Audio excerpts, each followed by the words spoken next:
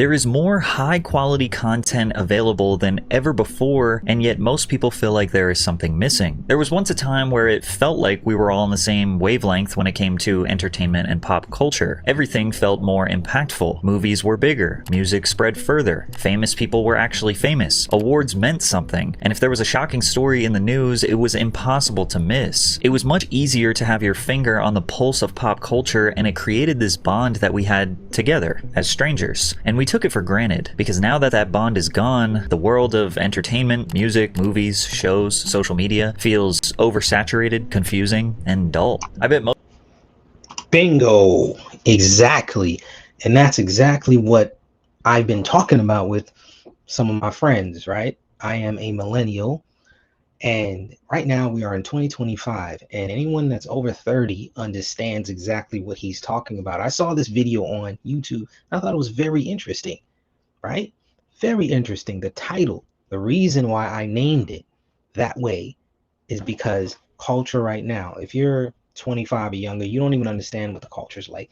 The 90s were the golden era. It was. Movies, music. Oh my goodness, man. We had the best movies. We had music. All of the greatest artists, whether you're talking about hip hop, R&B, pop music, even country. When it comes to TV shows, we had the most classic TV shows. You could sit down and actually watch a TV show with your family. They had something for young coming of age people that were like teenagers, seniors, all of the high school movies, man. I could go along with so many different names. But the problem is now everything just seems like it's all just smashed together like mashed potatoes, right? I don't even know of any shows that are specifically really popular like that are stand out, because we have too much content. We have TikTok, we have Snapchat, Instagram, Facebook is still around, and of course YouTube is overtaking TV, which is crazy. I thought this video was so cool. Let's see what he's talking about, and I'll give my 2 cents on it. Most of you can relate to this. How many times these days does someone say to you, "Hey, did you hear about," or "Hey, did you see?" And not only is your answer no, but you literally have no idea what they are talking about. Life wasn't always like that. What we are missing today and for the past few years is a monoculture, which is essentially one culture that all Americans are connected to. Sometimes I even call it the death of mainstream, because nothing really feels mainstream anymore. Every decade had their own version of monoculture that was seemingly easily defined. But what will define the 2020s? Monoculture is dead. And for anyone watching this that's like a teenager or younger, it means nothing because they can't relate to that experience. But literally anyone older than that remembers their version of monoculture and probably misses it because it represents a much more simple time. Every generation before Gen Alpha had limited options for entertainment, and they Exactly. And one thing, I'm not sure if he goes over this, technology.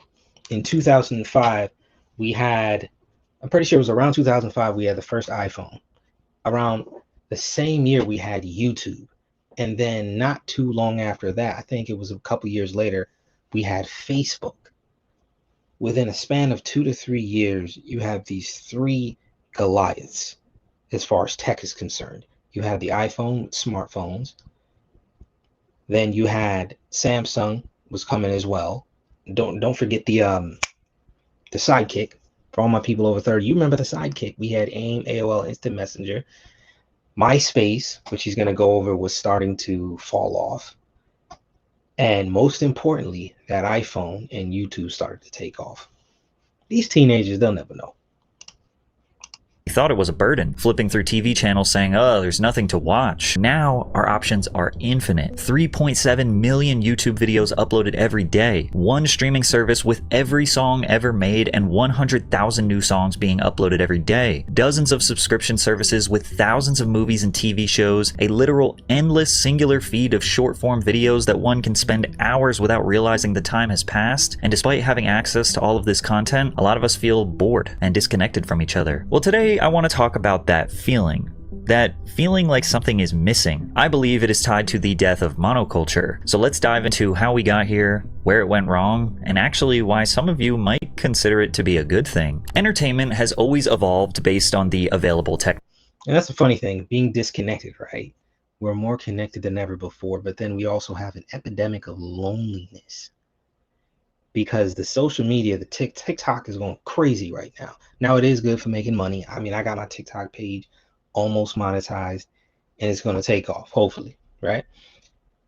But everybody's behind their screens. I used to have the AMC A-list pass, which gives you 4 movies a week for $25 a month. And I remember even just 5 years ago. No, I had it. I've had it. It came out a while back. I had it back in 2018, and I would go to the movies, and it was unlimited at that time. I would watch 3, 4 movies a week when I was in LA, right? In the entertainment industry as an actor. 3, 4 movies a week. I turned that thing off after COVID and suspended it about 4 years ago. I stopped going to movies because, first of all, we already know the movies started to become subpar and push certain things that the general public wasn't in agreement with, right? But that's a whole nother discussion. So we have this monoculture, which has been destroyed. We have a sense of pride in the country, which has been destroyed for several reasons, not to get political. Then we have oversaturation of apps and technology, right? There are so many things we have going on here. Technology, the easier it is to consume, the less impactful it is. Movie theater ticket sales had their all-time peak in the US in 1946. Over 90 million weekly admissions were recorded, which means that about 60% of the US population went to go see a movie that year. Now, were movies objectively better in 1946? Absolutely not. There were just less of them, and less entertainment overall. The introduction of the television likely slowed down movie ticket sales, but opened up a whole new opportunity for entertainment. Cartoons, sitcoms, and of course, ads. You've probably never heard of Spokio, Truthfinder, or been verified, but they've definitely heard of you. These are data brokers. Their entire business model is collecting your personal info and selling it to anyone willing to pay. They provide reports like this that have information about you, including your contact info, address, your relatives, and maybe even what car you drive. This stuff isn't just floating around by accident, it's being packaged, indexed, and sold legally right now. Yo, that's wild. Sounds like some Edward Stone type of stuff. How they just gonna buy our information and just sell it like that? And it's legal? What? And these conspiracies. Even television has its limitations. You had to watch the show at the exact time it aired, or you missed it and had to wait for someone to tell you what happened the next day. Or even worse, you had to read this book called a TV Guide to figure out when they were going to air a rerun. Plus, there were only... Yo, y'all remember the TV Guide? For all my people over 30, remember the TV Guide? It was like a whole different life. It was like a different time. I have not seen a TV Guide in at least a decade. That's for those that don't know, it's like a magazine, you could say, small, that has all of the TV shows. It has the schedules, the times that they're going to come on, and the information about each show. It's like a glossary. Few channels, so competition for attention was fierce, but that also meant that millions of people were watching the same thing at the same time. With most households operating on 9-to-5 work schedules, the only time carved out to entertain yourself was between 7 and 10. This was known as prime time, and that's when the few good shows were on. Families watched the same things together, and a new episode airing at 8 p.m. on a weeknight could dominate school hallways and office break rooms the next day. Worst case scenario, you could stay up for late night television where Letterman would catch you up on all your pop culture news. We were connected as humans, kind of operating on the same wavelength, and the entertainment added to our humanity. That is, unless you were entirely disinterested from the few available shows and movies, then you had no other options, your life sucked, and you were looking for other forms of entertainment like heroin. But at least back then, it didn't have fentanyl in it. But the way people consumed movies and television stayed relatively the same for decades. By the 1970s, 95% of households had a TV in it. And then in the 80s and 90s, there was a massive uptick in available entertainment, like an entire TV channel dedicated to showing music videos, or an entire channel dedicated to showing cartoons. But even with more niche... Oh my gosh, all the classic cartoons, man. We had, like he's showing, right? What's that? What do you got there? He's got the Looney Tunes, he's got the Animaniacs, he's got all type of different cartoons, bro. Look at this. Speed Racer. All right, cut that part out. options, primetime shows still dominated pop culture, and Americans still felt a sense of togetherness through a somewhat limited availability. You know that everybody from Friends ended up getting $1 million an episode, and the average episodes ran over 20 a year, which means they were making over $20 million a year per actor. This is why people like Jennifer Aniston are still filthy rich. Is music not hitting the same anymore? Doesn't it feel like you used to have a connection with others based on a shared love for the same music? Well, Bro, it's crazy because now I try to post Instagram stories. Let's say I'm at the gym. I don't even know what song to post because all of it is wash. Even just 10 years. 10 years we knew what the Billboard Top 100 were. Today, I don't even know what's what. Because you can name, yes, some big artists, but the songs come and they go. The songs come and they go. Who knows? All these independent artists, songs are hot for like a month, maybe not even a month, a couple weeks. Yeah. music had a similar permeating connection to monoculture with a few key differences. For most of the 20th century, music was somewhat of a luxury. Today, for $15 a month, you can get access to every song ever made and 100,000 new ones uploaded daily. $15 used to get you one album, and you had to take your happy ass to a record store and physically buy it. And if the album was in high enough demand, they might not actually have it. And that seems like a dumb thing to say. Which is crazy. I remember buying CDs, man. I bought all the hottest artists. I remember buying their CDs, their first album, second, third. It used to be a thing. Like we would have an entire set of just CDs. Cars would come with CDs in them. And a lot of young people don't even know what CDs are. But in our modern culture, entertainment is never not available to you. These stores often had a strong sense of community and served as a gathering place for music fans. It wasn't unusual for artists to stop in and play mini concerts or sign albums before an appearance in a particular city. When people bought an album, they were now invested. They worked hard for that money. So to get the value back, they actually listened to the whole thing. They even tried to like the songs that they didn't initially like because they paid for it, which ultimately made them appreciate the artistry on a different depth. This uninterrupted focus on the music built a deeper connection from the fans to the artist. Fans had to imagine what their favorite musicians were like based on lyrics, a few interviews, and carefully staged photographs in magazines or posters on their wall. There was a mystique. Pop stars felt larger than life, almost like fiction. And now, because we have these so-called Instagram stars, social media stars, everybody's a star. You know, you post your salacious pictures online, you rent out your fancy cars and your mansions, and you too can be an A-list celebrity. Perception is reality, which is a crazy thing. So many people today are just perpetrating, as they say, posers. You know, they're faking it online on social media. And I understand it to a certain degree, although I don't agree with it. Everybody wants to be somebody, right?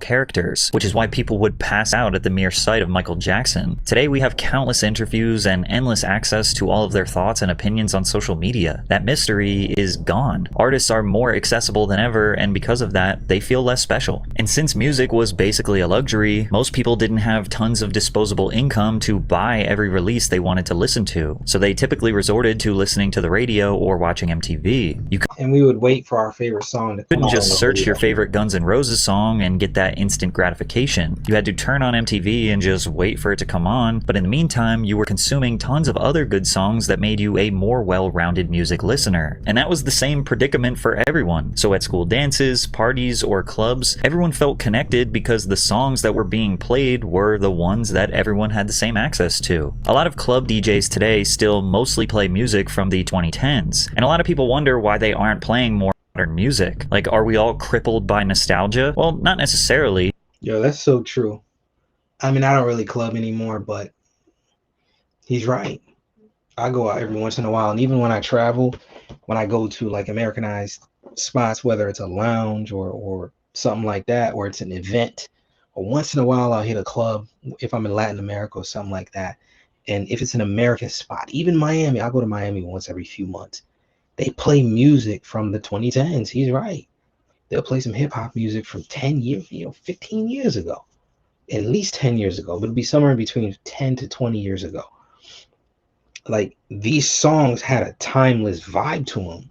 Like you could play them over and over and over and over and over. They would just hit.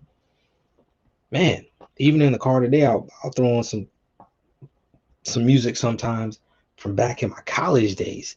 And I just think, man, this song still hits today. Whereas the music today, like I said, so much stuff is forgettable today. It's oversaturated. But when you play music from the 2010s, you can kind of guarantee that everyone in the club is going to know those songs. Whereas today, everyone just listens to vastly different music. What's considered extremely popular and mainstream to you might literally not be considered extremely popular and mainstream to the person next to you. Today, we have unlimited access to every song ever made. When a new song or album drops, it is just right there in your phone. You don't have to talk to anyone, don't have to buy it, don't have to wait. Most of the time, the artist is actually begging you to listen to it. Or you accidentally found out about it. You didn't even want to discover it. Most people have resorted to just letting the algorithm decide what music to recommend to them because it's easier than doing all of the effort I just talked about before. Combine this lack of mono connectivity through music, requiring absolutely no effort to get access to the music, as well as artists not having the star power due to overexposure, and surprise, surprise, music holds absolutely no value to the average casual listener. Bingo, bingo. Man, he's right. Music, it's like I can't even remember the last time I went to a concert. That's another thing, concerts. For all my people over 30, you remember back in the day, like the early 2000s, where we would just have the craziest concerts. You had all these artists coming out of the South, specifically Atlanta. When we had the music groups, it'd be like the girl band, the boy band, the groups of artists, right? Where it would be like 4 or 5 different artists doing tours, doing concerts. We still have big artists doing concerts now, but it's not the same. It doesn't hit like it used to hit. It just doesn't hit like it used to hit. It's not the same. And what he's saying is so true. It's because we're not on a monoculture. There's a subconscious rhythm that is missing today that used to be so common across all facets of culture. It's crazy. We entered the 2000s, the rapid advancement of available technology caused a dominant monoculture to become more fragmented. TVs were becoming cheaper, bigger, and higher quality. The internet was getting faster, becoming easier to access and navigate. Cell phones were in everyone's pocket. We were becoming more connected than ever, but we didn't realize it was actually going to drive us further apart. In my opinion, 2000 to 2010 was a great sweet spot for pop culture. I would describe today's culture as everything all at once, and the early 2000s was the same, but it was slightly more manageable. Let's start simple. Movies. Here's a graph of every movie released per year around the world. You can see the quantity of movies released remained relatively the same from the early 1970s to the late 1990s, and it just started slowly ramping up in the 2000s before it exponentially exploded. Back then, there was a rhythm to it all. You'd get 2 or 3 massive blockbusters every summer, movies like Spider-Man, Pirates of the Caribbean, or The Dark Knight, which dominated culture for weeks. As fall and winter rolled in, you'd see... I had this conversation with my sisters the other day, and we were talking about movies, and I said, I don't remember an extraordinary movie since before 2010. You know, before 2010. Now, I'm not saying that there haven't been movies that were good here and there sprinkled in, but back in the days, they used to just hit back to back to back to back to back. But the movies that just like the blockbusters, man, you just remember them. You just remember them from back in the day, not even that long ago, but let's say 15 years ago. Yeah, the 2010s, maybe even slightly later, but man. These smaller budget, more experimental, or just simple films rise to the surface. Movies like Eternal Sunshine of the Spotless Mind, Little Miss Sunshine, Juno, and Requiem for a Dream. Everyone kind of knew what was coming and when it was coming, and that predictability created a shared sense of anticipation. Even smaller budget films had a shot at becoming massive, and the reason they had a shot was because people actually went to the theaters. Our last peak in movie theater ticket sales was in 2002 when 1.5 billion tickets were sold. But even if you didn't go to the theater, we had these really cool things called DVDs, That's where you right. could buy the movie that you missed and watch it at home. And if you didn't want to commit to buying it, no worries. You could rent the film for a few bucks by going to this magical place called Blockbuster. This is a store where you could essentially browse all of the movies that you didn't get the chance to see. You would actually talk to It's crazy. I remember Blockbuster going out of business, specifically around the same time Netflix started to do a movie rental service. They started to have a service where you could rent movies, and they would send the movies to your house or your apartment. I remember that. I was in Los Angeles at the time. As a matter of fact, I didn't live far from Blockbuster, and I remember that Blockbuster going out of sale. I remember like clockwork. Netflix put Blockbuster out of sale with their DVDs, and this was before Netflix had that big directory of movies that they have now, which is just, man, everything is just moving. At the time, it started to accelerate so quickly. This was past 2010, right? Maybe 2013, 14. I'm not sure on the exact time, but I know it was past 2010 because I remember seeing Blockbuster around 2012, 2013. Maybe it went out of business 2014. Don't quote me on that. Check it, research it. the employee who worked there, and they would give you a recommendation or tell you what everyone else is renting. Sometimes a movie was in such high demand that all of their copies would be rented and you couldn't get it. Imagine that. Imagine any form of entertainment being unavailable for you today. Scarcity created demand, and it made the film more exciting. It made you want to watch it more. Most of those crappy yet special early 2000s comedies were the perfect films to pick up at a Blockbuster, and people loved that place. The company earned $5 billion in revenue in 2004. The point is that you and everyone around you had this physical connection with the entertainment and was actively using their brain to choose what they wanted to consume. TV still had a somewhat similar rhythm in the 2000s. Primetime was still valuable airtime. MTV was in its best era, in my opinion, having a plethora of terrible yet oddly captivating reality TV shows and experimental series while still... It's funny because now he's bringing to mind all the reality TV shows. We have Real World, Road Rules, College Hill. Now these shows were late 2010s. Yeah, we had a ton of shows about 15 plus years ago or so. Now I know we still have like Love Island still is on today and people love that show, but it's not the same as how it used to be. And it's just crazy because even the guilty pleasures. Now I know later on we had like Bad Girls Club of every city, right? But the guilty pleasures started late 2010s. I moved to Los Angeles in 2009. Yeah, reality TV was still big around that time, 2010, 2011, 2012, and it started to fizzle out like quickly when social media came around and YouTube specifically, because people started vlogging, so people started to be their own reality TV show stars. It became the boom of independent media. That's the time I wish I would have started. Anybody that started 15 plus years ago, man, y'all got it. Somebody like Mr. Beast, man, what? Having their sister network, MTV2, play music videos 24/7. It was one of the most versatile eras for mainstream music, with lyrical rap, crunk rap, rock, emo rock, country, pop, EDM, R&B, and countless other genres in a healthy rotation on MTV and the radio. It was just on the cusp of being overwhelming, but having it all contained on MTV and VH1 made it still manageable to keep up with. Kids were absolutely consumed by Nickelodeon and Cartoon Network, which were three separate networks that each had 2 to 3 shows worth paying attention to in their respective eras. We still had a healthy separation between our personal lives and our school and work life from 9 to 5, only entertaining ourselves lightly in the morning and in the evening. Yeah, it's crazy because I grew up on Cartoon Network. Well, Nickelodeon specifically, I watched them all. But Nickelodeon was that thing, that show called All That. All That, All That. I remember the theme song, This Is All That, This Is All. I'm not a singer. You could probably catch the episodes on YouTube if you don't know what I'm talking about and you're just too young. But that show was awesome. If you were a young person, a teenager coming up, All That was a dope show. It was like a sketch comedy show for kids, teenagers, people in high school, middle school and high school, and it just kept our attention.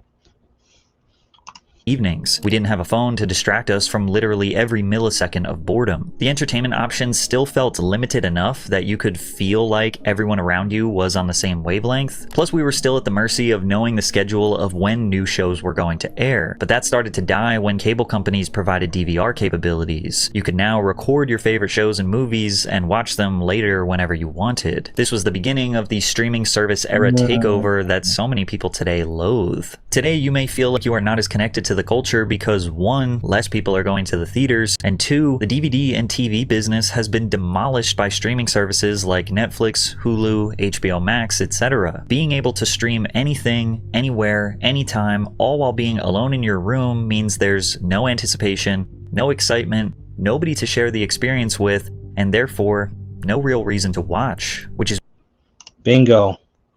It's crazy. I didn't even never really even put it together the way that he just put it, which is so interesting because he's right. We used to have anticipation of the shows. Now it would be annoying because, you know, they would only really show an episode of one show like once a week. So you might have to wait a whole week for your favorite show to give you the next episode. And now I remember when Netflix started to drop all the series at the same time. The good part is, yeah, you see everything you can binge watch, but then you got to wait another 6+ months to get season 2 or 3 or 4. But the downside of that is the disconnect. It is, oh, well, you know, certain people watched the whole series at one time, other people caught up to it at a different time. And we were just on completely different wavelengths. He's definitely right on that. And I just think it's so interesting to look at the things that disconnected us as a society. And as far as I'm concerned, it's mostly technology. I would say number one is technology. Yeah, that's mostly what it is. It's technology. Because you talk about the phones, you talk about the advancement in just access to video, movies, TV shows, streaming, apps. Now we got dating apps. Now the whole way that we meet is mostly through online. Things that have made our life convenient, overly convenient, have also simultaneously disconnected us as a society. There are so many reasons why we are where we are right now. And I think that all of the things discussed in this video really go over that. I'm going to leave it there. I'll put the link to the whole video in the description. Thank you for tuning in. See you on the next one.